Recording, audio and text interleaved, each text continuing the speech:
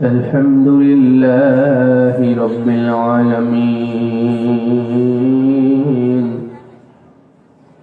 والصلاة والسلام على سيد الأنبياء والمرسلين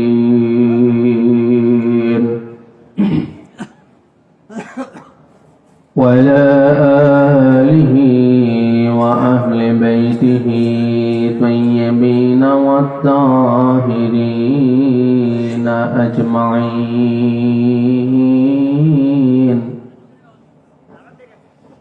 وخصوصا على سيدنا غوث العجم أمين المكين رؤوف الرحيم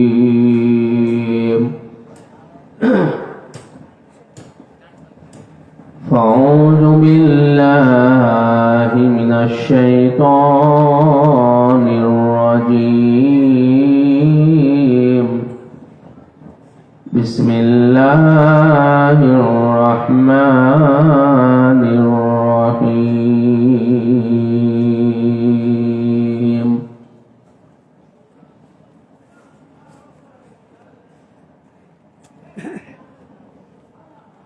قل لا أسألكم عليه أجرا إلا المودة في القربى صدق الله العلي العظيم وصدق رسوله النبي الحبيب الكريم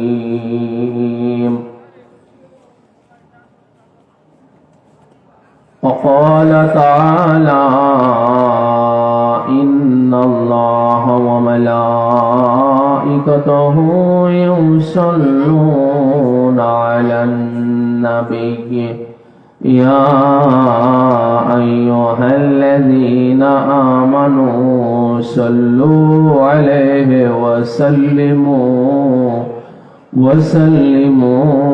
تسليما اللهم صل على سيدنا مولانا محمد وعلى آل سيدنا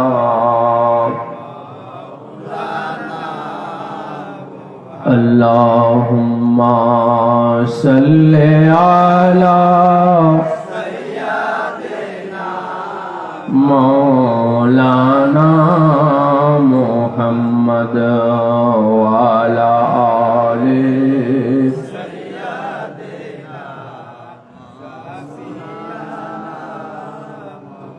معزز حاضرین و سامعین اکرام आशिकान व मुहिब्बान मुस्तफ़ा व अहले बैत मुस्तफ़ा आज সাগরকান্দি ইউনিয়ন এর অন্তর্গত গোবিন্দপুর শিকদারপাড়া জামে মসজিদ মাঠ প্রাঙ্গণে আয়োজিত এই বাৎসরিক ওয়াজ মাহফিলে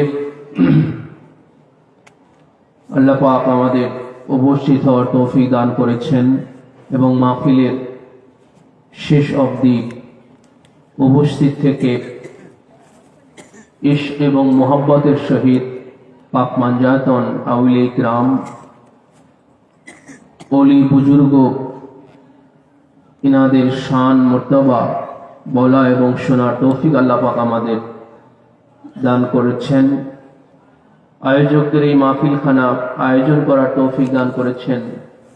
সব মিলিয়ে আল্লাহ পাকের দরবারে আমরা শুকরিয়া আদায় করি আলহামদুলিল্লাহ।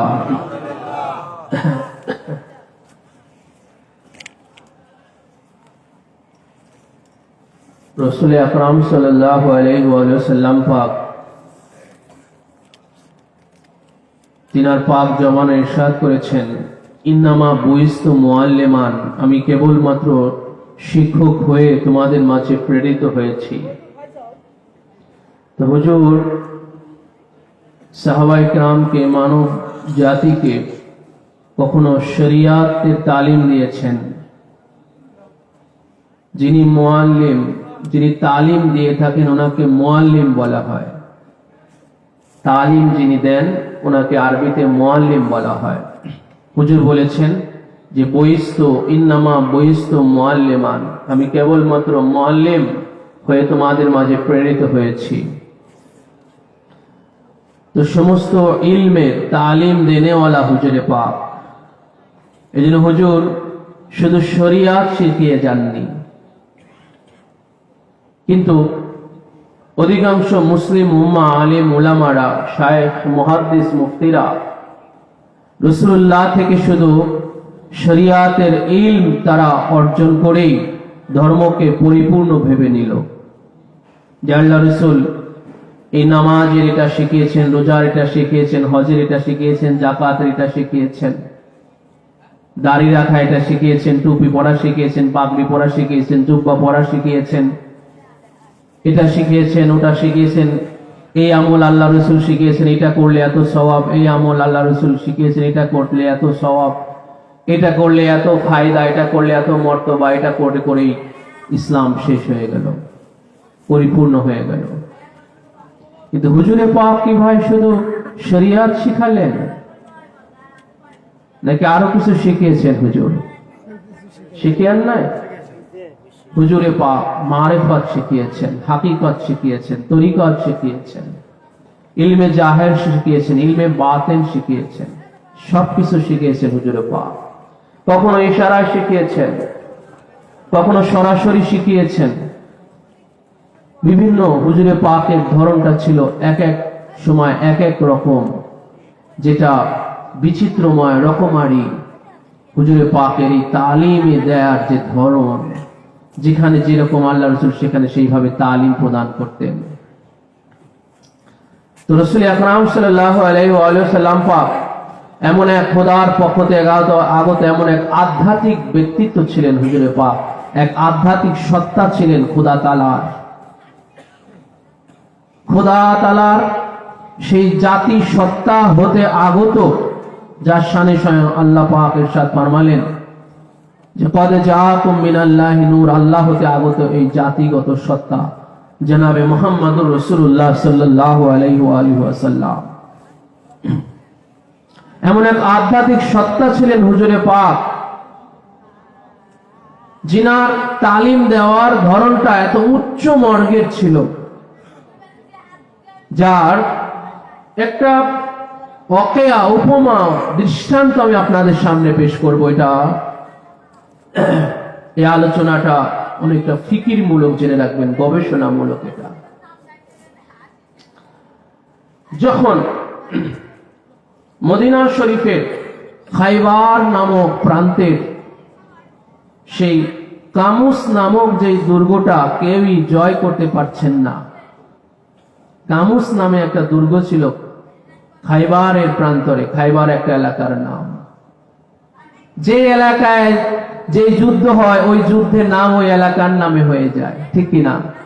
বদর একটা প্রান্তের নাম, ওখানে যুদ্ধটা হয়ে গেল, ওই যুদ্ধের নাম হয়ে গেল বদরের যুদ্ধ। উহুদ একটা প্রান্তের নাম, একটা ময়দানের একটা এলাকার নাম, ওখানে যে যুদ্ধ হলো সেই যুদ্ধের নাম হয়ে গেল উহুদের যুদ্ধ। এইভাবে সিফিন একটা ময়দান, একটা জায়গার নাম, সেখানে যে যুদ্ধ হলো সেই যুদ্ধের নাম হলো সিফিনের যুদ্ধ। কারবালা একটা ময়দানের নাম, সেই ময়দানে যে যুদ্ধ হলো সেই যুদ্ধের নাম হলো কারবালার যুদ্ধ, ঠিক কিনা? তো খাইবারের একটা এলাকার নাম।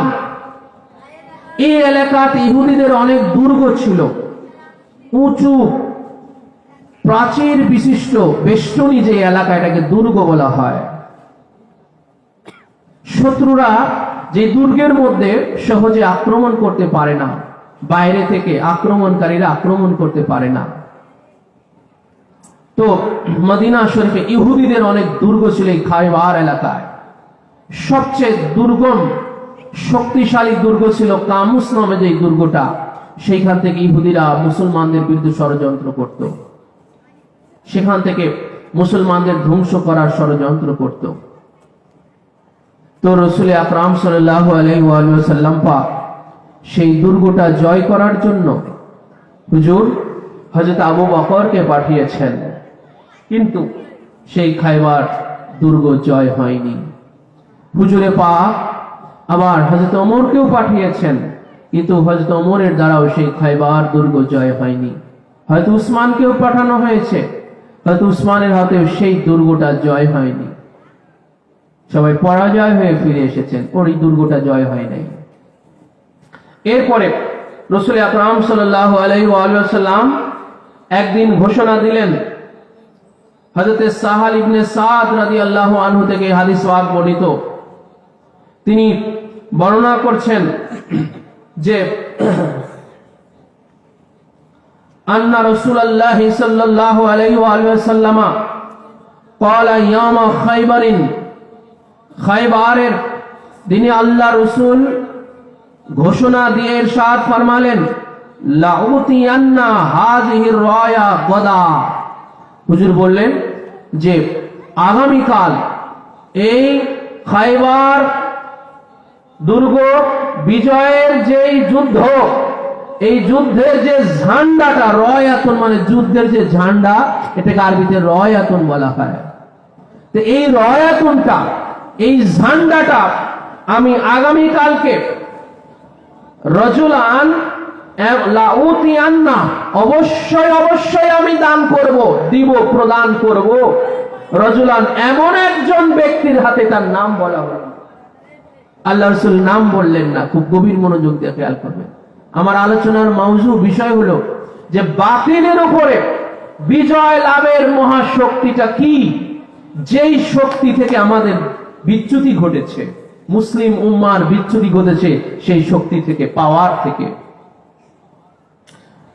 দুনিয়াটা কিন্তু এখন এই যে আপনার সায়েন্স অ্যান্ড টেকনোলজির যে জামানা চলতেছে, দেখেন এই সায়েন্স অ্যান্ড টেকনোলজি সবকিছু কিন্তু পাওয়ার দিয়ে চলতেছে। কি দিয়ে বলেন? পাওয়ার। শক্তি ছাড়া কোন কিছু চলে বলেন? সবকিছু কিন্তু পাওয়ারের উপরে চলতেছে। বিদ্যুৎ চলে গেলে আমরা বলি পাওয়ার নাই, কি নাই?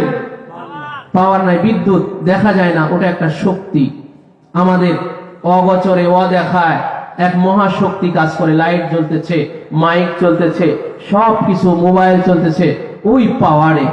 কিসে বলেন? ওই পাওয়ারে। নেটওয়ার্ক একটা পাওয়ার। আমি আপনি যখন কারো মোবাইল ফোনে যখন আমি আপনি কল করি, মাঝে কি কাজ করে বলেন? একটা নেটওয়ার্ক কাজ করে, ঠিক কি না? ওই নেটওয়ার্ক যদি কাজ না করে তাহলে তার সাথে আমার সংযোগ হবে? আমি আপনাকে ফোন দিচ্ছি, ভাই আপনার সব ঠিক আছে, আমার মোবাইলে চার্জ আছে, রিচার্জ আছে, মোবাইলে আপনার নাম্বারও সঠিক আছে, আমি ফোন দিলাম, কিন্তু মাঝখানে কি কাজ করে বলেন? এই যে আমার আর আপনার যে সংযোগ স্থাপন করবে, মাঝে কি কাজ করে বলেন? কি কাজ করে ভাই? নেটওয়ার্ক কাজ করে। এই নেটওয়ার্ক না থাকলে সব ঠিক আছে, ঢোকে না, নেটওয়ার্কের সমস্যা, বলে কি না? তাহলে আমরা বলি নেটের সমস্যা। কি বলি আমরা? নেটের সমস্যা। নেট কি ধরছেন কোনদিন? এই নেটটা কখনো ধরতে পারছেন? ধরে দেখছেন? মোবাইলটা ধরে আমরা কথা বলি, এই নেট, এই যে নেটওয়ার্ক বলি আমরা, নেটওয়ার্ক কখনো ধরে দেখছেন, শুয়ে দেখছেন ভাই? কেমন দেখা যায় ওটা, কেমন আকার আকৃতি, কোনদিন আমরা ধরে দেখছি, শুয়ে দেখছি? দেখা যায় ওটা একটা অদৃশ্য পাওয়ার মাঝে কাজ করে। ওই পাওয়ার ছাড়া আমার আর আপনার সংযোগ হয় না। খুব গভীর মনোযোগ। আমি তো আগেই বলেছি, আমার কথাটা কিন্তু গবেষণামূলক কথা, ফিকিরমূলক কথা। এই যে পাওয়ার, পাওয়ার ছাড়া কোনো কিছুর সংযোগ হয় না। তা আল্লাহ পাক এই তার সৃষ্টি জগতে আল্লাহর আধ্যাত্মিক এগুলো মানুষের আবিষ্কারকৃত, আল্লাহ তাআলার, আল্লাহ পাকেরই ইশারায়, আল্লাহ পাকেরই নিগাহকরণে মানুষ এই পাওয়ার গুলো আবিষ্কার করে নিজেদের কাজে ব্যবহার করতেছে, ঠিক কিনা বলেন? আল্লাহর একটা পাওয়ার আছে, খোদাপতি, তার আধ্যাত্মিক পাওয়ার যেটাকে বলে, একটা আধ্যাত্মিক পাওয়ার। যখন নেটওয়ার্ক আবিষ্কার হয় নাই, যখন বিদ্যুৎ আবিষ্কার হয় নাই, যখন মোবাইল আবিষ্কার হয় নাই, যখন এই এত সায়েন্স টেকনোলজি এইগুলোর যখন আবিষ্কার হয় নাই, তখনও সেই আল্লাহর আধ্যাত্মিক পাওয়ারটাই দুনিয়াতে কাজ করছে, ঠিক না বলেন? এই আধ্যাত্মিক একটা পাওয়ার কাজ করছে। ওই পাওয়ার থেকে যুগে যুগে, ওই আধ্যাত্মিক পাওয়ার থেকে যুগে যুগে যাদের বিচ্যুতি ঘটেছে, তারা বাতিলদের উপরে বিজয় লাভ করতে পারে নাই। জেনে রাখবেন, বাতিলদের উপরে তারা বিজয় লাভ করতে পারে নাই। তা আমরা বাতিলের উপরে বিজয় লাভের সেই মহাশক্তিটা কি, সেটাই আজকে আমার আলোচনার বিষয় আপনাদের মাঝে। তো রাসূল আকরাম সাল্লাল্লাহু আলাইহি সাল্লাম বললেন যে আগামীকাল রজুলান মানে এমন একজন ব্যক্তি, অনির্দিষ্টভাবে আল্লাহ রাসূল বললেন যে আগামীকাল এমন একজন ব্যক্তির হাতে আমি ঝান্ডা তুলে দেব, ইয়াফতাহুল্লাহু আলা ইয়াদাইহি, আল্লাহ পাক তার হাতে বিজয় দান করবেন। দেখেন, ভবিষ্যৎবাণী করতেছেন আল্লাহ রাসূল যে অনেককেই পাঠানো হলো খায়বারে, কিন্তু অনেকের হাতেই বিজয় লাভ হলো না। কিন্তু এবারে আল্লাহর রাসূল ঘোষণা দিতেছেন যে আগামীকালকে গদা মানে আগামীকাল এমন একজনের হাতে আমি এই ঝান্ডা তুলে দেব, আল্লাহ যার হাতে এই বিজয় দান করবেন। অর্থাৎ রাসূলুল্লাহ সাল্লাল্লাহু আলাইহি ওয়াসাল্লাম এগুলো আগে এই জিনাকে পাঠানো হইতেছে, আল্লাহ রাসূল তো জানতে যে ইনার হাতে এই বিজয়, কিন্তু ইনাকে আগে কেন পাঠানো হয়নি? ইনার আগে অনেককে পাঠানো হয়েছে, টেস্ট করা হয়েছে। পাঠিয়ে কি করা হয়েছে বলেন? আগে অনেককে পাঠিয়ে টেস্ট করা হয়েছে যে দেখি এদের হাতে বিজয় হয় কিনা, হয় নাই। এবারে হুজুর যেই হাতে আল্লাহ বিজয় দিবেন, এবারে সেই হাতওয়ালার ঘোষণা দিতেছেন, যার হাতে আলা ইয়াদাইহি, বলে যার হাতে আল্লাহ পাক এবারে বিজয় দান করবেন, আল্লাহ রাসূল এবারে তার ঘোষণা দিতে যাচ্ছেন। অনির্দিষ্টভাবে নাম উল্লেখ করলেন না হুজুর, আজকে নাম উল্লেখ করলেন না, আগামী দিন তার হাতে ঝান্ডা দেওয়া হবে। তো এই যে আল্লাহ পাক যে তার হাতে আল্লাহ বিজয় দান করবেন, তো সেই বিজয় লাভের কারণটা কি?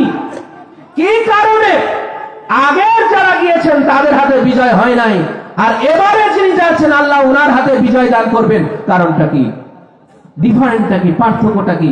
এবারে আল্লাহ রাসূল বলে দিচ্ছেন কি, যে ইউহিব্বুল্লাহ ওয়া রাসূলুহু, আল্লাহ তিনি আল্লাহ এবং আল্লাহ রাসূলকে মহব্বত করেন। সুবহানাল্লাহ। বিজয় লাভের কারণ আল্লাহ রাসূল এটাই বর্ণনা করতেছেন যে ইনার সাথে সৈন্য বেশি যাবে, এটা নয় আগে সৈন্য গেছে যা, এখন তার চেয়ে ডবল সৈন্য যাবে এর হাতে ডবল সৈন্য যাবে। আগে যারা গেছে তাদের সৈন্য কম ছিল, তাদের অস্ত্র কম ছিল।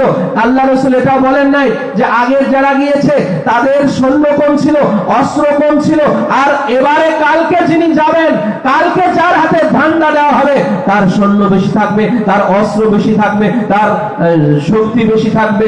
এই জন্য আল্লাহ পাক তার হাতে বিজয় দান করবেন।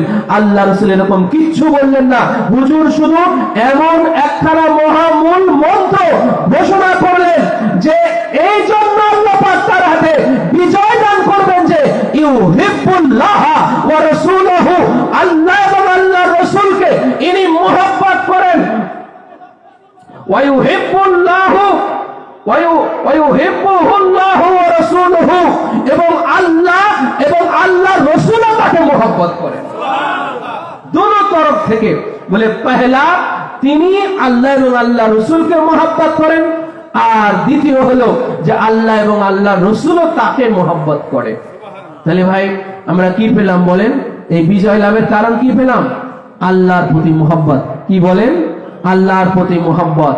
আল্লাহ রসুল এটাই বর্ণনা করলেন যে তিনি আল্লাহ এবং আল্লাহ রসুলকে তিনি মহব্বত করেন, এবং আল্লাহ এবং আল্লাহ রসুলও তাকে মহব্বত করেন।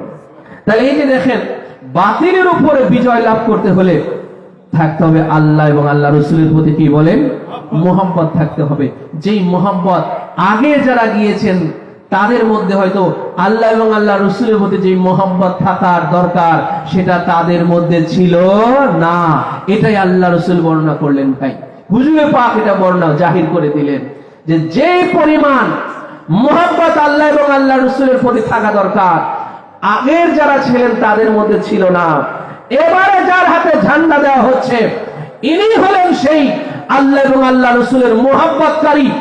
যেই মোহাব্বত বলে, যেই মোহাব্বত, যেই আধ্যাত্মিক, যেই মোহাব্বতের বলে আল্লাহ পাক ইনার হাতেই বিজয় দান করে দিবেন। সুবহানাল্লাহ। তো তো হুজুর আকরাম সাল্লাল্লাহু আলাইহি ওয়া সাল্লাম পাক যখন এইভাবে ভবিষ্যৎবাণী করলেন, তো ফালাম্মা আসবাহান নাস গাদাম, পরবর্তী দিন যখন ভোর হলো, সকাল হলো, মানুষ সবাই প্রত্যুষে রাসূলুল্লাহ সাল্লাল্লাহু আলাইহি ওয়াসাল্লামের কাছে সবাই হাজির হয়ে গেল যে আজকে আল্লাহ রাসূল যার হাতে ধান্দা দিবেন তার হাতে খায়বার বিজয় হবে, তার কত না মর্যাদা মাহাত্ম্য কায়েম হবে। আলা রাসূলিল্লাহি সাল্লাল্লাহু আলাইহি ওয়াসাল্লাম কুল্লুহুম ইয়ারজুনা আইয়ুতাহা, সবাই আশা করতেছে রাসূল যদি আমাকে এই ঝান্ডাটা আজকে দিতেন। সবাই এটা আশা করতেছে, যেহেতু ঘোষণা হয় বিজয় তো হয়ে গেছে। বিজয় কি বলেন? হয়ে গেছে। যে যাবে তার হাতে বিজয় লাভ করবে, যে যাবে তার হাতে বিজয় লাভ করবে। এই জন্য সবাই এটা চাইতেছে, কিন্তু কেউ কারো সেই মহব্বতের, তার ভিতরে সেই মহব্বতের সেই যোগ্যতা, সেই লেভেলটা আছে কিনা এটার বাদ বিচার করতেছে না। যে আল্লাহ রাসূল যে বলেছেন যে তিনি আল্লাহ এবং আল্লাহ রাসূলকে মহব্বত করেন, তো কোন মহব্বতকারী ইনি, কেমন মহব্বতকারী? আবার এই মহব্বতের ব্যাপারটা বড়ই মাহাত্ম্যে ভরা, বড়ই মহান, যেটা আমাদের হয়তো আসলে বলে বোঝানোর উপরে যে মাওলা আলী আল্লাহ এবং আল্লাহ রসুলের প্রতি যে কেমন মোহাম্মতকারী তিনি আবার ছিলেন, এটা আসলে ভাই আমাদের বোঝানো বড় মুশকিল। শুধু আল্লাহ রসুল বলেছে যে তিনি আল্লাহ এবং আল্লাহ রসুলকে মহব্বত করতেন। এই মহব্বতের ব্যাপারটা আসলে যে কেমন, ধরনটা কেমন, এটা আমরা বোঝাতে পারবো না।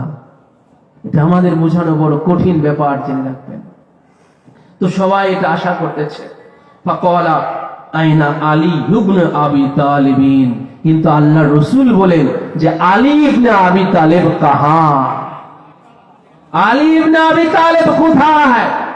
তো হুজুর যার হাতে ঝান্ডা দিবেন তিনি সেখানে উপস্থিত হতে পারেন নাই, তিনি সেখানে উপস্থিত নাই। যাদেরকে দিবেন না সবাই উপস্থিত হয়ে সবাই লালায়িত। হুজুর মাওলা আলীকে তলব করলেন।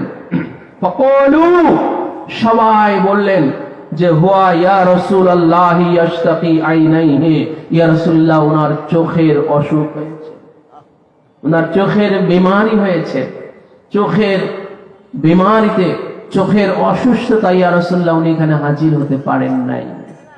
ক্বালা ফারসিলু ইলাইহি, রাবি বলেন রাসূলুল্লাহ সাল্লাল্লাহু আলাইহি ওয়াসাল্লাম সাহাবীদের একটা দলকে তার কাছে পাঠালেন, মাওলা আলীর কাছে পাঠালেন।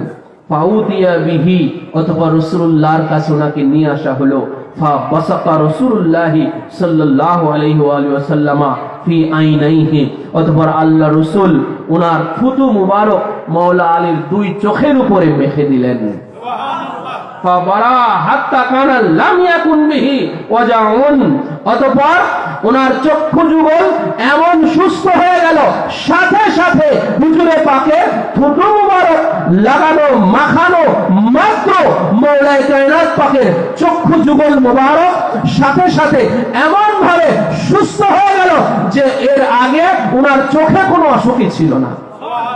যিনি কিনা চোখের ব্যথায়, চোখের পীড়ায় তিনি ঘর থেকেই তিনি বের হতে পারেন নাই, ওনাকে ধরে আনতে হয়েছিল। চোখে এত পীড়া, এমন গুরুতর চোখের পীড়া হুজুরে পাকের থুতু মুবারকে এমন ভাবে সেরে গেল যে ওনার চোখে কোনো কিছুই হয়নি। ফাআতাহুর রায়া, অতঃপর রাসূলুল্লাহ সাল্লাল্লাহু আলাইহি ওয়াসাল্লাম ওনার হাতে সেই ঝান্ডা তুলে দিলেন। ফাকালা আলিয়ুন ইয়া রাসূলুল্লাহ সাল্লাল্লাহু আলাইহি ওয়াসাল্লাম উকাতিলু হাত্তা ইয়াকুনু মিসলুনা, বলে যতক্ষণ না তারা আমাদের কাতারে না আসে, আমাদের ন্যায় না হয়, ততক্ষণ পর্যন্ত ইয়া রাসূলুল্লাহ আমি তাদের সাথে যুদ্ধ করতে থাকবো। ক্বালা ফুজু আলা রিসলিকিলা আখিরিল হাদিস, রাসূলুল্লাহ সাল্লাল্লাহু তাআলা আলাইহি ওয়াসাল্লাম এইভাবে মাওলা আলীকে খায়বারে পাঠালেন। সেই খায়বারে মাওলা আলী এক মহা বীরত্বের দৃষ্টান্ত পেশ করলেন।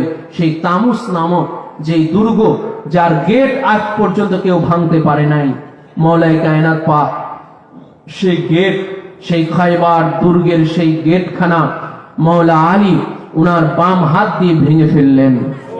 সেই দুর্গের পাল্লা বিশাল লোহার পাল্লা, ওটা কিন্তু ছোটখাটো কিছু ছিল না, জেনে রাখবেন। যে যুদ্ধের শেষটা এত বড় ছিল, এত ভারী ছিল যে ৭০ জন যুবক যোদ্ধা সেটাকে জমিন থেকে একটু আলগা করতে পারে নাই, জমিন থেকে একটু উঁচু করতে পারে নাই। মাওলা আলী যেটা ভেঙে উনি ঢালের মতো ব্যবহার করে জমিনে খাইবারের জমিনে ছিটকে ফেলে দিয়েছেন। মওলা পাক ধ্যান পাকের মধ্যে ইরশাদ করেছেন, তুমনে তোরা বাবে খাইবার ইয়া আলিয়ে মুর্তজা। আল্লাহু আকবার। मौला पाक বলেছেন, तुमने तोड़ा भावे खैबर या आली मुर्तजा, हे आली मुर्तजा, আপনি তো সেদিন খৈবারের দিবসে সেই খৈবার দুর্গের সেই দরজা আপনি তো ভাঙনেওয়ালা, আপনি তো ভেঙেছিলেন। তুমনে তোরা, আপনি তো ভেঙেছিলেন। তোরা মানে ভেঙে ফেলা, আপনি তো সেই দরজা, বাবুন মানে দরজা, বাবে খৈবার, খৈবারের দরজা আপনি তো ভেঙেছিলেন। এবং সেই দুর্গে অবস্থান করত মারহাব নামে এক পালোয়ান, ইহুদিদের এক মস্ত বড় পালোয়ান, যার সামনে কেউ যুদ্ধে, যার সামনে লড়াই করে তাকে কেউ কখনো হারাতে পারে নাই আজ পর্যন্ত। সেই মারহাব এমন দানব প্রকৃতির পালোয়ান এক যোদ্ধা ছিল ইহুদিদের, যে কিনা পহেলা মওলা আলীকে সে আগে আঘাত করেছিল, মওলা আলীর উপরে আগে আঘাত করেছিল। মওলাই কায়নাত পাক সেই আঘাতটা প্রতিহত করে যখন মওলাই কায়নাত পাক সেই জুলফিকার দিয়ে যখন তার উপরে একটা আঘাত এনেছিলেন মওলাই কায়নাত পাক, সেই মারহাবের মাথা থেকে, মাথার উপরে মওলাই কায়নাত পাক যখন আঘাত করেছিলেন, তার মাথা থেকে পুরো বডিটা দুই ভাগ হয়ে যেই ঘোড়ার উপরে বসা ছিল মারহাব, সেই ঘোড়ার বডিটা দুই ভাগ হয়ে মওলাই কায়নাত পাকের সেই জুলফিকার আবার মাটির মধ্যে গেড়ে গিয়েছিল। মওলাই কায়নাত পাকের একটা আঘাতে সেই মারহাব দ্বিখণ্ডিত হয়ে গিয়েছিল। তো এই যে দেখেন যে খাইবারের যুদ্ধের এই যে মওলাই কায়নাত পাকের সেই একটা আধ্যাত্মিক একটা মহাশক্তি ছিল, সেই শক্তিটাই ছিল আল্লাহ এবং আল্লাহ রসুলের মহব্বতের শক্তি, ঠিক না বলেন? এই মহা শক্তির এই শক্তিতে এই বলে বলিয়ান হয়েই কিন্তু মওলাই কায়নাত পাক সেদিন খাইবারের দুর্গকে ভেঙে ফেলেছিলেন। খাইবার ওনার হাতে বিজয় হয়েছিল। এই যে এক মহাশক্তি ভাই, এই মোহাম্মত থেকে মুসলিম উম্মার বিচ্যুতি ঘটেছে। আল্লাহ এবং আল্লাহ রসুলের প্রতি এই মোহাম্মত থেকে বিচ্যুতি ঘটেছে, যার কারণে মুসলমানরা আসলে দুর্বল। এই কারণে মুসলমানরা দুর্বল কেন? যে সেই আধ্যাত্মিক শক্তি থেকে। কারণ ভাই মুসলমানরা দেখেন যতগুলো যুদ্ধ কাফের মুশরিক ইহুদিদের সাথে হয়েছে, রসুলে পাকের মওলাই কায়নাত পাকের প্রত্যেকটা যুদ্ধে কিন্তু আধ্যাত্মিকতা কাজ করেছে। দেখেন প্রত্যেকটা যুদ্ধেই কাফের মুশরিকদের সংখ্যা বেশি ছিল, ঠিক কিনা বলেন? কিন্তু তারপরে মুসলমানদের বিজয় হয়েছে কেন? আল্লাহ এবং আল্লাহ রসুলের ওই আধ্যাত্মিক শক্তিতে, ঠিক কিনা বলেন? সেই শক্তিতে ওই বলে বলিয়ান হয়ে মুসলমানদের বিজয় হয়েছে, জয় লাভ হয়েছে। আজ সেই শক্তি থেকে, সেই রসুলে পাক আল্লাহ রসুলের মুহাব্বত থেকে এই মুসলিম উম্মার বিচ্যুতি ঘটেছে কিভাবে? আহলে বায়াতের মুহাব্বত থেকে সরে যাওয়ার কারণে। আহলে বায়াতের মুহাব্বত থেকে মুসলমানদের যখনই বিচ্যুতি ঘটেছে, তখনই তারা ওই আসল জায়গায় দুর্বল হয়ে গেছে, ঠিক না বলেন? আসল জায়গায়। কারণ রাসূলুল্লাহ সাল্লাল্লাহু আলাইহি ওয়া সাল্লাম আমাদের এই যে তরিকার তালিম দিয়ে, মুহাব্বতের একটা তরিকা আছে। তরিকা মানে ভাই শুধু একতরফা একরকম বুঝবেন না যে তরিকা মানে ওই খালি কাদরিয়া, চিশতিয়া, নকশবন্দিয়া, মুজাদ্দাদিয়া এইসব তরিকা ওসিলা এগুলো কিচ্ছু লাগবে না, এইগুলো দরকার নাই। এখন যে জামানা চলতেছে, ঠিক না বলেন? কোনো তরিকা, কোনো পীর মাশায়েখ, হ্যাঁ, কোনো ওসিলা এগুলো কিচ্ছু লাগবে না, খালি ডাইরেক্ট চালায় যাও, এইটা এখন চলতেছে, ঠিক না বলেন? হ্যাঁ, তো ভাই তরিকা মানে শুধু কাদরিয়া, চিশতিয়া এইগুলো বুঝবেন না। তরিকা একটা পরিভাষা, তরিকা হলো একটা পরিভাষা, ওয়ে, মাধ্যম, উপায়, অবলম্বন, এগুলো হলো তরিকা। মুহাব্বতের একটা তরিকা আছে, যে আল্লাহ এবং আল্লাহ রসুলের মুহাব্বত ছাড়া আমার আপনার এই ভিতরটা দুর্বল। ভিতরটা কি বলেন? দুর্বল। সব সময় এই যে দেখেন একটা আধ্যাত্মিক কথা বলে যায় আপনাদের মাঝে। আমাদের যদি এই জিসমানি একটা কথা বলি, জিসমানি আমাদের যে দেহ, আমাদের দেহের উপরে সব সময় কিন্তু রোগ জীবাণুর আক্রমণ চলতেছে, ঠিক কিনা বলেন? সব সময় আমাদের দেহের উপরে কিন্তু রোগ জীবাণুর আক্রমণ চলতেছে। চোখ দিয়ে, নাক দিয়ে, মুখ দিয়ে, কান দিয়ে, তারপরে এই আপনার এই পশমের গোড়া গোড়া দিয়ে, তাই না?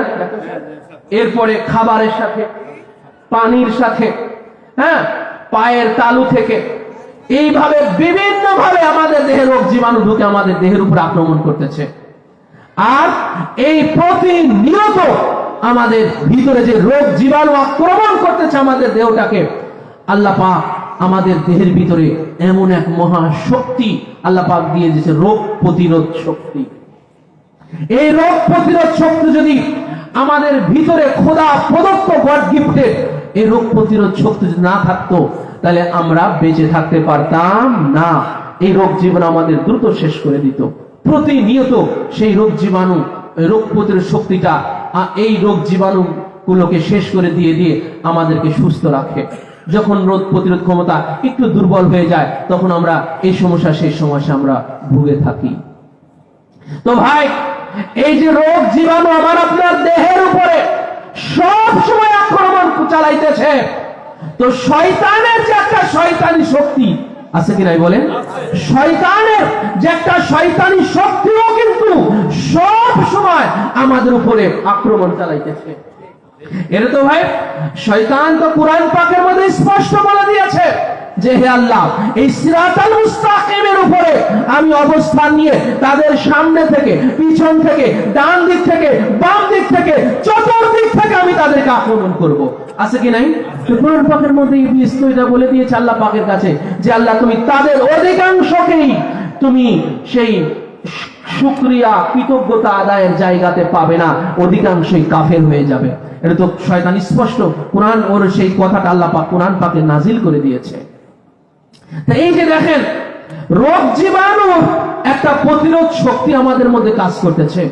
তো শয়তানও যে ভাই স্পষ্ট বলেছে যে হে আল্লাহ, তাদের সামনে থেকে, এইভাবে বলেছে, সামনে থেকে, পিছন থেকে, ডান দিক থেকে, বাম দিক থেকে, চার দিকের কথাই শয়তান বলেছে কোরআন পাকের মধ্যে আল্লাহ পাক সেটা উল্লেখ করে দিয়েছেন। চতুর্দিক থেকে ভাই শয়তান আমাকে আপনাকে সব সময় ধাওয়া করতেছে। তো সেই শয়তানি শক্তির বিরুদ্ধেও তো আমার আর একটা শক্তি ভিতরে রাখতে হবে, ঠিক না বলেন? নাহলে তো আমি আপনার শয়তানি শক্তির কাছে আমি আপনি শেষ। তো সেই শক্তিটা কি আমার আপনার মধ্যে কি রেখেছি বলেন আমি আপনি সেই শক্তি? এই জন্য আমি এই রসুলের পাকের জীবনী পাক থেকে এই ওয়াকিয়াটা আপনাদের সামনে তুলে ধরেছি। মওলাই কায়নাত পাকের এই ঘটনাটা আমি তুলে ধরেছি যে আল্লাহ রাসূল কি বলেছিলেন যে ইউহিব্বুল্লাহ ওয়া রাসূলুহু, সে আল্লাহ এবং আল্লাহ রাসূলকে মহব্বত করে এবং আল্লাহ আল্লাহ রাসূলও তাকে মহব্বত করে। সুবহানাল্লাহ। ওই শক্তিটাই হলো সেই মহব্বত, ঠিক কি না বলেন? ওই শক্তিটাই হলো মহব্বত। নামাজ তো ভাই আমাদের পড়তেই হবে, নামাজ আমাদের পড়তে হবে, রোজা আমাদের রাখতে হবে। রমজান মাস আসলে সামর্থ্য হলে হজ করতে হবে, যাকাত দিতে হবে। এটা আমার পীর মুর্শিদের হুকুম আছে, আছে কি নাই বলেন? আছে। আমার মুর্শিদ পাক বায়াত করার সময় তো স্পষ্ট বলে দিচ্ছেন, হ্যাঁ, যে আল্লাহ এবং আল্লাহ রসুল যা করার হুকুম দিয়েছেন সেটা করা, আর যেটা করতে নিষেধ করেছেন সেটা না করা। এটা তো স্পষ্ট হুজুর পাক বায়াত করার সময় এই নসিহত করে দিচ্ছেন, তাই না? এরপর বলতেছেন নামাজ পড়েগা, রোজা রাখেগা, আলাদা করে আবার বলে দিচ্ছেন, আলাদা করে নামাজের পড়ার কথা বলে দিচ্ছেন। এর মধ্যে অনেক ফায়দা আছে, অনেক গুরুত্ব আছে, ঠিকই না বলেন? কেন? যে নামাজে গেলেও আপনার পীরের কি হবে? জিকির হবে, ধ্যান হবে। ভাই আমার আপনার মুর্শিদ কেমন মুর্শিদ? আমার আপনার আমি আপনি তো ভাই এমন মুর্শিদের হাতে হাত দিয়েছি যে মুর্শিদ আমাকে আপনাকে যখন বায়াত করে ওনার দায়িত্ব যখন নিয়ে নিতেছেন, তখন আমাকে আপনাকে আল্লাহর শ্রেষ্ঠ ইবাদত যেই নামাজের ওসিয়ত করতেছেন, সেই নামাজ পড়তে গেলেও আমার মুর্শিদের ধ্যান খেয়াল হবে। নারায়ে তাকবীর, নারায়ে রিসালাত, নারায়ে হায়দারি, নারায়ে হাসান, নারায়ে হুসাইন, নারায়ে গাউস, হুজুর পাক শাহজাদা সিন্ধ হযরত ইয়াসুফ আলী আল কাদরি। হ্যাঁ, তো আল্লাহুম্মা সাল্লি আলা মুহাম্মাদ ওয়া আলা আলি মুহাম্মাদ। তা আলে মুহাম্মাদের জামানায় আমার আপনার প্রিয় মুর্শিদ আছেন, হিজ হলিনেস সাইয়েদনা মালজানা মুর্শিদনা হযরত সৈয়দ শাহ ইয়াসুফ আলী আল কাদরি আল হাসানি আল হুসাইন আল বাগদাদি, ইনি আলে মুহাম্মাদ আছেন, তাই না? আসসালামু আলাইকা আইয়ুহান নবী ওয়া রাহমাতুল্লাহি ওয়া বারাকাতুহু, আসসালামু আলাইনা ওয়া আলা ইবাদিল্লাহিস সালিহিন, আছে কি নাই? আসসালামু আলাইনা। রাসূলুল্লাহ বলতেছেন, হে আল্লাহ, এই সালাম শুধু আমার উপরে নয়, আল্লাহ পাক শুধু হাবিবে পাকের উপরে সালাম দিলেন, যে আসসালামু আলাইকা, হে নবী আপনাকে সালাম। এই যে আমরা আত্তাহিয়াতুর মধ্যে পড়ি, এটা তো আল্লাহ আল্লাহ রাসূলের কনভারসেশন হয়েছিল, ঠিক কি না বলেন? আল্লাহ পাক আমাদের হাবিবে পাক কে সালাম প্রদান করেছেন, আসসালামু আলাইকা আইয়ুহান নবিয়্যু ওয়া রাহমাতুল্লাহি ওয়া বারাকাতুহু, হে নবী আপনার উপরে সালাম এবং আল্লাহর রহমত ও বরকত আপনার উপরে। তো হুজুরে পাক সেই সালামের উত্তর দিলেন কিভাবে? হুজুর পাক বললেন, আসসালামু আলাইনা, হে আল্লাহ আমার উপরে যে সালাম দিয়েছেন সেই সালাম আমি আমাদের উপরে নিয়ে নিলাম। হে আল্লাহ আপনি আমার উপরে সালাম দিয়েছেন, এই সালামকে আমি আমাদের উপরে নিয়ে নিলাম। তো আমাদের আলাইনা মানে আমাদের উপরে, হে আল্লাহ পাক তোমার এই সালাম আমাদের উপরে, সে আমাদেরকে হুজুর পাক বুঝালেন, আমাদের হলো হে আল্লাহ, আমাদের হলো আমি, আমার আলী, আমার ফাতেমা, আমার হাসান হুসেন, ये খানদান পাক কিয়ামত তক যারা আসবে সব মিলে হলো আমাদের।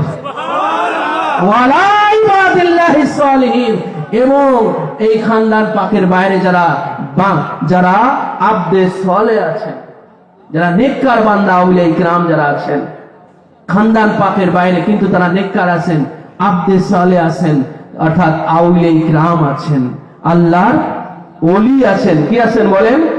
আল্লাহর খাস বান্দা আছেন। ইনাদের উপর আল্লাহ রাসূলে পাক এই সালাম রাসূলে পাক ইনাদের উপরে নিয়ে নিয়েছেন।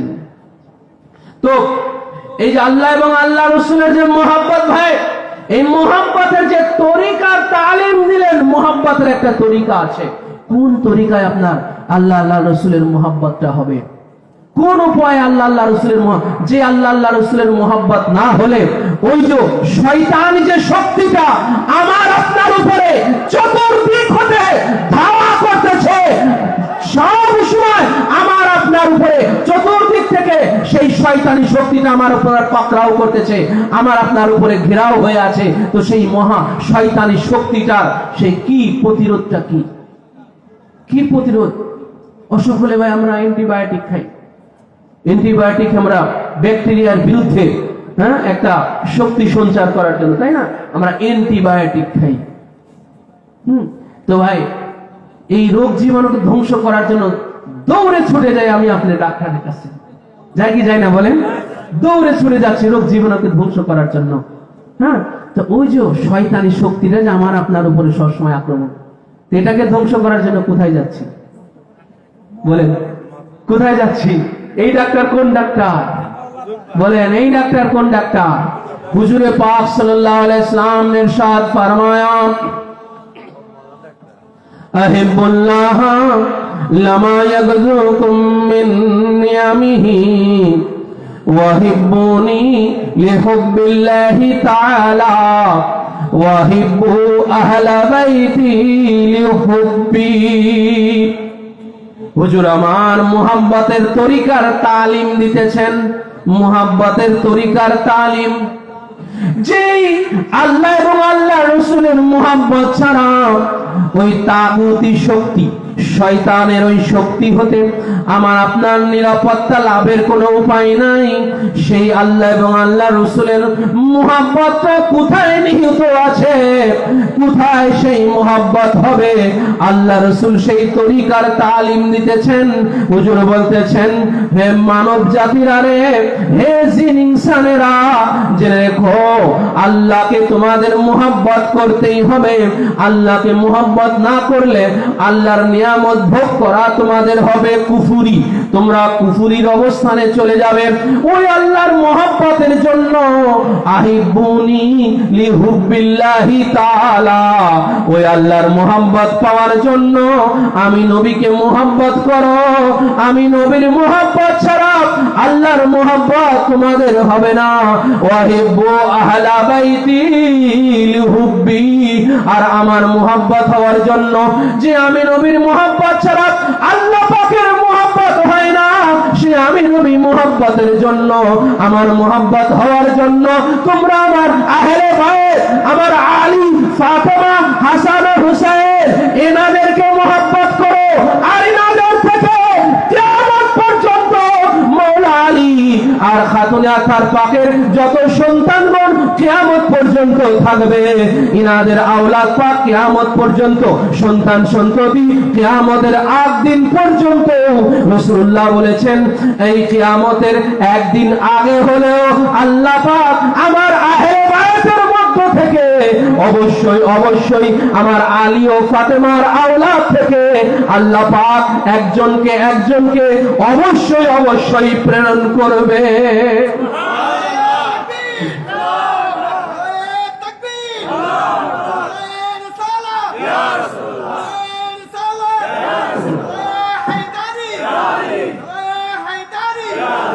ভাই হুজুরে পাক সাল্লাল্লাহু আলাইহি ওয়াসাল্লাম এই যে মোহাব্বতের তালিম দিলেন, যে মোহাব্বতের তালিম, মোহাব্বত সেই আল্লাহ এবং আল্লাহ রসুলের মোহাব্বত কোথায় আছে ভাই? বলেন কোথায় আছে? আহলে বায়াতের মোহাব্বতের মধ্যে। বলেন কোথায় আছে? আহলে বায়াতের মোহাব্বতের মধ্যে, মওলা আলীর মোহাব্বতের মধ্যে, খাতুনে আতার পাকের মোহাব্বতের মধ্যে, ইমাম হাসান ও হুসাইনের মোহাব্বতের মধ্যে। হুজুর শাহে বাগদাদ পাক উনি মওলা আলী খাতুনে আতার পাকের আওলাদ, বেটা সন্তান, ওনার মোহাব্বতের মধ্যে।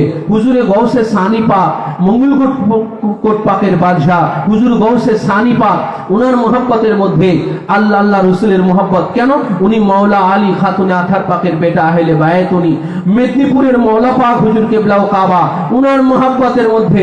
মেদিনীপুরের বড় হুজুর পাক খ্যাত সৈয়দনা মালজানা হযরত সৈয়দ শাহ রশিদ আলী আল কাদরি আল হাসানি আল হুসাইন আল বাগদাদি, উনার মোহাব্বতের মধ্যে যে উনি সেই মওলা আলী খাতুনে আতার পাকের সন্তান, বেটা, সেই মোহাব্বত আল্লাহ রসুলের সেই মোহাব্বত ইজ হলিনে সৈয়দনা মালজানা হযরত সৈয়দ শাহ ইয়াসুফ আলী আল কাদরি আল হাসানি আল হুসাইন আল বাগদাদি পাকের মধ্যে সেই মোহাব্বত নিহিত আছে। বলুন ঠিক কিনা? তো ভাই এই আহলে বায়াতের মোহাব্বত থেকে যখন মুসলিম উম্মার বিচ্যুতি ঘটেছে, তখনই এই মুসলমানরা সেই ওই যে মূলে কারা ভাই, মূলে বাইরে সব ঠিক আছে কিন্তু ভিতরে তারা দুর্বল হয়ে গেছে। ভিতরটা কি করে হয়ে গেছে বলেন? ভিতরটা ভাই দুর্বল হয়ে গেছে, কারণ ওই মহাশক্তি থেকে, পাওয়ার থেকে তাদের বিচ্যুতি ঘটেছে। সেই পাওয়ারের সাথে সংযোগ নাই, সেই পাওয়ারের সাথে কি নাই বলেন? ওই মোহাব্বতের সাথে সংযোগ নাই, ওই মোহাব্বত ওই পাওয়ারের সাথে সংযোগ নাই, যার কারণে আজকে মুসলমানদের এই অবস্থা, আহলে বায়াত থেকে শুধু বিচ্যুতি ঘটে যাওয়ার কারণে। এবং আর একখানা হাদিস পাক বলে আমার আলোচনা শেষ করে দেব। সেটা হলো এই হাদিস শরীফ খানা মিশকাত শরীফের 582 পৃষ্ঠার মধ্যে এই হাদিস শরীফ খানা সংকলিত হয়েছে। এবং ইমাম আহমদ ইবনে হাম্বল উনার মুসনাদ শরীফের মধ্যেও এই হাদিস শরীফ খানা বর্ণনা করেছেন। হযরত শুরাই ইবনে উবাইদ থেকে বর্ণিত কওলা, তিনি বলেন যুকিরা আহলুশ শাম ইনদা আলীন আলী ইবনে আবি তালিব আলাইহিস সালাতু ওয়াস সালাম। মাওলা আলী আলাইহিস সালাতু ওয়াস সালাম যখন মুসলিম জাহানের খলিফা, উনার অবস্থান হচ্ছে কুফাতে। কোথায়? কুফা নগর, ইরাকের কুফাতে। যখন মাওলা আলী উনি মুসলিম জাহানের খলিফা, উনার ইরাকে উনার অবস্থান ছিল, ওখানেই মাওলা আলী, ওখানে সেই কুফার শাহী মসজিদেই উনি আঘাতপ্রাপ্ত হয়েছিলেন রমজান মাসের 19 তারিখে। এবং 21 রমজানুল মুবারক উনার শাহাদত পাক হলো। পরে উনাকে নজফ শরীফে নিয়ে মাওলা আলীকে দাফন করা হলো। তো সেই কুফাতে উনার অবস্থান ছিল। তো ওনার সামনে একবার শামবাসীদের, শাম আপনার দামেস্ক, সিরিয়া, জর্ডান, লেবানন, সব মিলে যাদেরকে শাম বলা হয়, এই শামবাসীদের একবার জিকির ওনার সামনে উঠে আসলো। ইলা আল ইনহুম ইয়া আমিরুল মুমিনিন, তখন মাওলা আলী কিছু ভক্ত অনুচর বলল যে, হে আমিরুল মুমিনিন, হে মাওলা আলী, আপনি ওই শামবাসীদের উপরে লানত প্রদান করেন, তাদেরকে লানত দেন। কেন লানত দিতে বললেন মাওলা আলীকে? কারণ ওই শাম থেকে, শামের ওই দামেশকে মুয়াবিয়া ইবনে আবু সুফিয়ান অবস্থান করতেছে।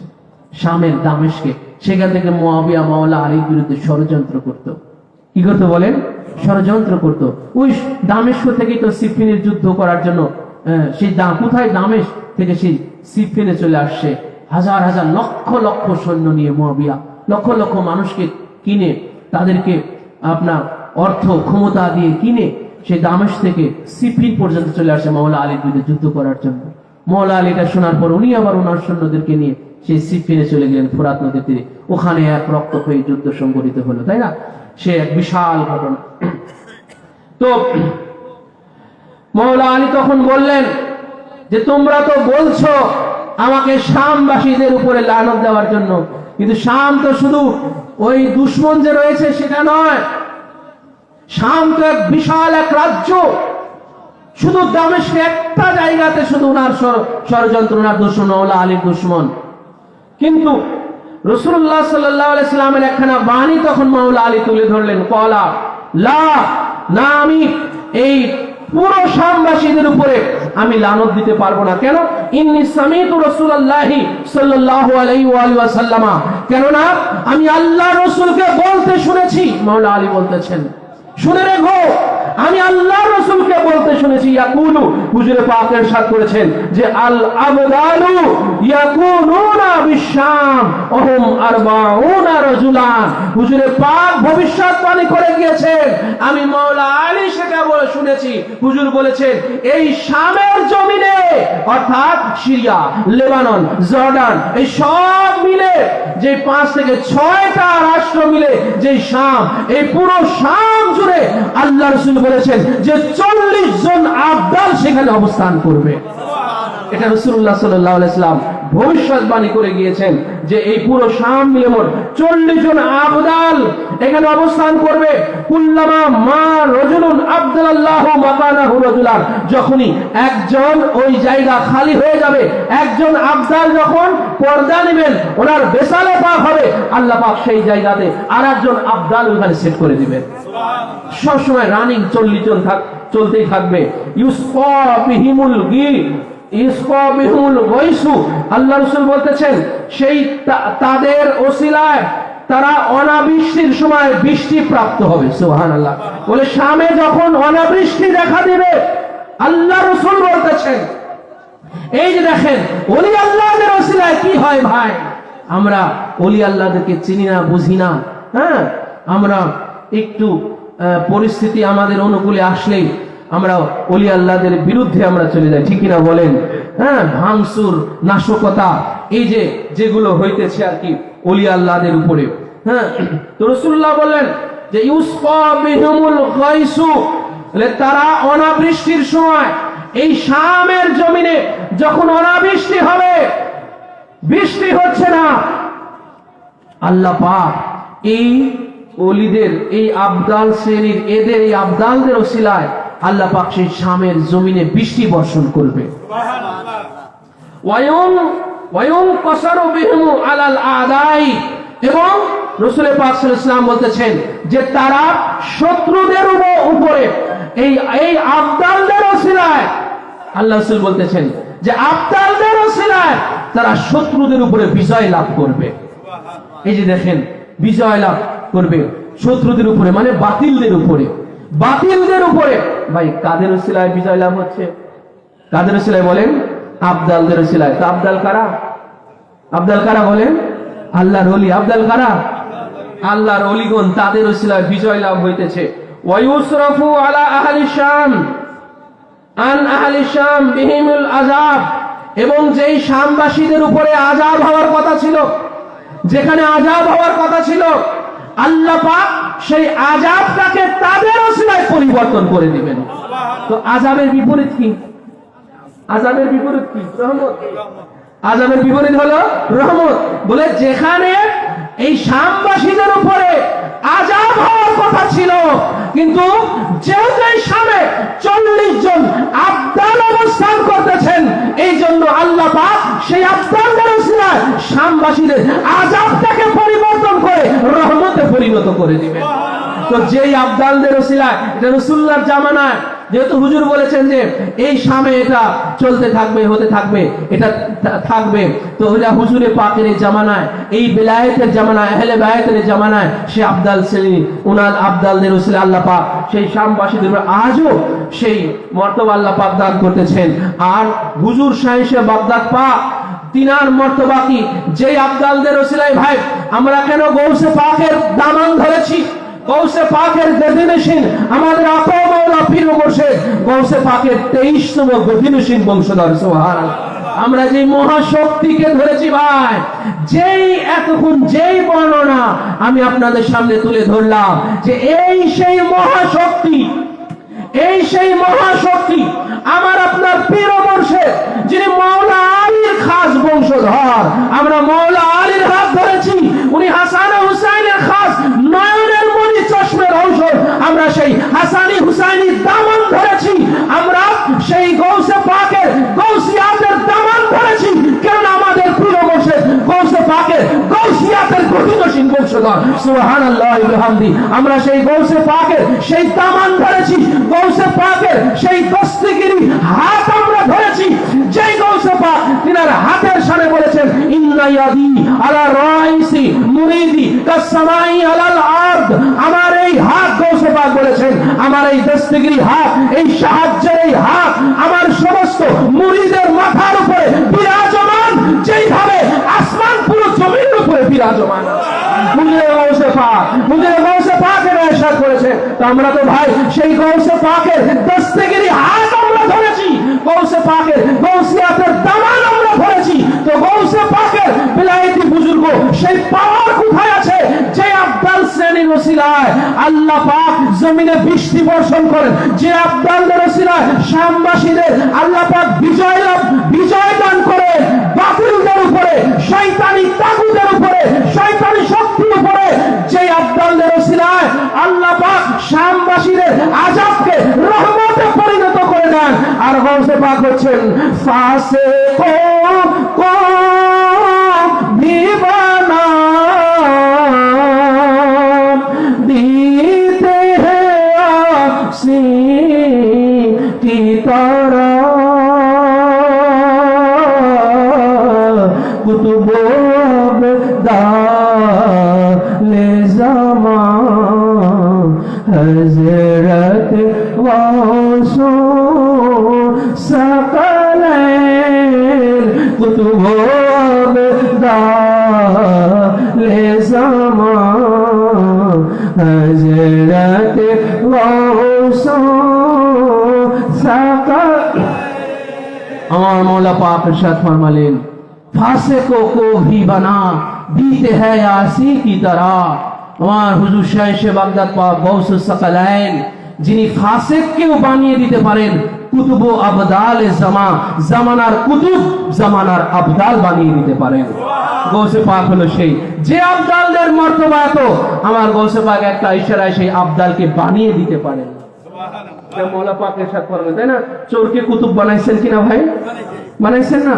কুতুব হলো আবদালের উপরে, কুতুব হলো কি বলেন, ওই 40 জন আবদালের উপর আবার জিনার নেতৃত্ব, জিনার মর্তবা, উনি হচ্ছেন কুতুব। তো গৌসে পাক চোরকে সেই কুতুব বানান নাই ভাই? এটা তো এই উহাবি খারিজি যারা আছে ওরাও কিন্তু এই ওয়াজ করে কিনা বলেন? ওরাও গৌসে পাকের এই কারামত পাকের ওয়াজ করে যে গৌসে পাক চোরকে আল্লাহর ওলি বানিয়ে দিয়েছেন, বলে কিনা বলেন? ভাই আমরা শুধু গৌসে পাকের এই কারামত শুধু আমরা বলি না, যুগের শ্রেষ্ঠ আলেমেরা আরব অনারব বলেন, মক্কা শরীফ মদিনা শরীফ বলেন, যুগের শ্রেষ্ঠ আলেম মোল্লা মুহাদ্দিস মুফতি তারাও গৌসে পাকের জীবনী পাক লিখতে গিয়ে গৌসে পাকের এই কারামাত পাকগুলো তাদের কিতাবে লিখে গিয়েছেন। আমরা এই মেদিনীপুর ওয়ালারা শুধু এই গান গাই না, ঠিক কিনা বলেন? হ্যাঁ, এই জন্য ভাই এই হলো সেই মহাশক্তি। এই শক্তিকে যে আঁকড়ে ধরেছে, এই শক্তিকে যে আঁকড়ে ধরেছে, সেই ওই শয়তানি যে তাগুদি শক্তি আমাদের চতুর্দিক থেকে যে ধাওয়া করতেছে, ওই শয়তানি শক্তিকে প্রতিরোধ করার এটা হলো এক মহাশক্তি, ঠিক কিনা বলেন? এই মহাশক্তি ভাই যে ধারণ করবে না, সে ওই শয়তানি শক্তির কাছে পরাজিত হয়ে ধরাশায়ী হয়ে ওই ৭২ দলের ভিতরে গিয়ে হাবুডুবু খাবে। বুঝতে পারছেন ভাই? তো এই শক্তিকে আঁকড়ে ধরেন আগে, এরপরে নামাজ, রোজা, হজ, যাকাত করেন, তাহলে এগুলো থাকবে। এগুলো কি এরপরে নামাজে আসেন। এই জন্য ভাই আমরা বলি যে ৪ নম্বর দরবার পাকে যারা আঁকড়ে ধরেছেন, নামাজ তো আপনাদের জন্য, কেন ছেড়ে দিবেন? কেন ছেড়ে দেন আপনারা? কেন পড়েন না? কেন আমাদের উপরে অপবাদ আসে যে মেদিনীপুরের অধিকাংশ মুরিদেরা এরা নামাজের দিকে না? কেন আমাদের অপবাদ আসে? নামাজ তো ভাই আমাদের জন্যই। আমাদের তো তলা পোক্ত। আমাদের তলা কি? আমাদের তলা তো পোক্ত আছে ভাই। আর যাদের তলা ফাটা তারা নামাজ পড়ে ফানা ফানা হয়ে যেতেছে। তলা ফাটা, সারা দিন ভরে ওই যে জেলেরা যে মাছ ধরে, আপনার যে আপনার কি খালই নিয়ে মাঠে পানিতে নামে, তাই না? খালই নিয়ে পানিতে নামে, তারপরে যে জাল বলে না, কি জাল বলে? খেও জাল না, ভেসাল। ভেসালে মাছ মেরে কোথায় রাখে? সাইডে একটা খুঁতি থাকে না, ভেসালের ডান বাম পাশে একটা কি থাকে? খুঁতিটা থাকে। তো খুঁতি কি পানির ভিতরে থাকে না পানির উপরে থাকে? মাছ পরে কোথায়? মাছ যে খুঁতিতে রাখা হয়, তো মাছ কি পানির উপরে থাকে না পানির ভিতরেই থাকে? ভিতরেই থাকে, কিন্তু ওই খুঁতির ভিতরে আসতো না। খুঁতির তলা যদি ছিঁড়া থাকে, বলে সারাদিন ভরে যা সব করলে সব আবার জ্যানকার মাছ আবার সেরে চলে গেছে, ঠিক কিনা বলে? খুঁতি উঠিলে হাওয়া, কিছু নেই। খালোই যদি ফুটো থাকে, তলা যদি ফুটো থাকে, সারাদিন ভরে এই যে সুবায়া সাবায়া পাঁচ মারে খালোর ভিতরে রেখে দিন শেষে খালে উঠালে কিছু থাকবে? তো ভাই যারা এই মহাশক্তি, এই যে আমার আলোচনার ফিনিশিং কথা, এই মহাশক্তিকে যারা ধরে নাই, এই বলে বলিয়ান যারা হয় নাই, তাদের ওই তলা ফুটো। তলা কি ভাই? ফুটো। সারা জিন্দিগির ওই আমল শেষ বেলায় গিয়ে কি জিরো, কিছুই থাকবে না। এই জন্য ভাই যারা আহলে বায়াতের দামান ধরেছেন, আপনার তলা পাকা পুক্ত আছে, সঞ্চার করেন, কাজ করেন, ওগুলো সব সেবে থাকবে। কি বলেন? সেবে থাকবে। আপনার মোবাইলের মেমোরিতে যদি জায়গা না থাকে, আর কিছু কি ঢোকে? আর কিছু ঢোকে না। জায়গা থাকলে যাই আপনি সেভ করেন সব থেকে যায়, ঠিকই না বলেন? এই জন্য আপনি আমল করেন ভাই। আমল তো এই তরিকতপন্থী যারা আহলে বায়াতের দামন ধরেছে, হ্যাঁ, ওলি আল্লাহদের দামন যারা ধরেছে, আমল তো ভাই তাদের জন্য। তাদের আমলই হলো সার্থক আমল। তাদের আমল কি বলেন? সার্থক আমল। এই আমল বিফলে যাবে না, এই আমল বিফলে যাবে না। হ্যাঁ, এই আমল সার্থক আমল। এই জন্য ভাই আল্লাহ পাক আমাদের এই ধর্ম কর্ম সবকিছু যেন আমরা এই রাসূলুল্লাহ সাল্লাল্লাহু আলাইহি ওয়াসাল্লাম এই যে আমাদের আধ্যাত্মিক তরিকার যে তালিম আমাদেরকে দিয়ে গিয়েছেন, এই তালিম যেটার উপরে আমার আজকে এই সংক্ষিপ্ত অবতারণা আপনাদের সামনে আমি পেশ করলাম ভাই, এই আধ্যাত্মিক বলে আমরা বলিয়ান, যার কারণে দুনিয়ার কোন তাগুতি শক্তি আমাদেরকে ধরাশায়ী করতে পারে না, ঠিক না বলেন? আমাদের এই শক্তিতে, এই বলে যারা বলিয়ান আছে, দেখবেন আপনার উপরে হাজার ঝড় তুফান আসলেও কিন্তু তারা সার্থক হয় না। হয় বলেন? পারে না? পারে বলেন? পারবে না। এটা গৌসে পাক বলে গিয়েছেন, পারবে না। গৌসে পাক বলেছেন যে আল বাইনাতু মিন্না বিআলফি ওয়াল ফারখু লা ইউকবিমুকা, ইরশাদ করনে ওয়ালা। ভাই এটা পারবে না। আপনি যখন গৌসে পাকের দামান, যখন আপনি প্রকৃত, আপনি সত্যি যখন গৌসে পাকের দামান ধরেছেন, কোন তাগুতি শক্তি আপনাকে ধরাশায়ী করতে পারবে না। এটা গৌসে পাক বলেছেন যে আমার একটা ডিম, আল বাইদাতু মিন্না, বাইদাতুন মানে হলো ডিম। হুজুর বলেছেন গৌসে পাক যে আমার একটা ডিম, আল বাইদাতু মিন্না বিআলফি ওয়াল ফারখু লা ইউকবিমুকা, ইরশাদ করনে ওয়ালা, যে অন্য অন্য দরবারের যদি 1000টা উড়ন্ত বাচ্চাও হয় তো আমার একটা ডিমও তার চেয়ে বেশি শক্তি রাখে। আর অন্য 1000টা বাচ্চাও আমার একটা ডিম থেকে বেশি শক্তি রাখে না। এটা বসে বলেছেন হুজুর সাহেব বাগদাদ পাকের পানি ভাই।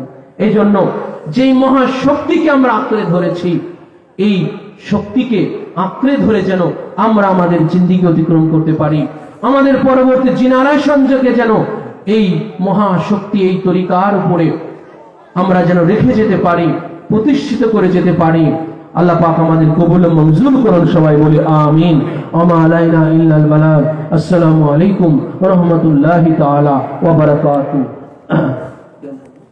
আরশে কুরসি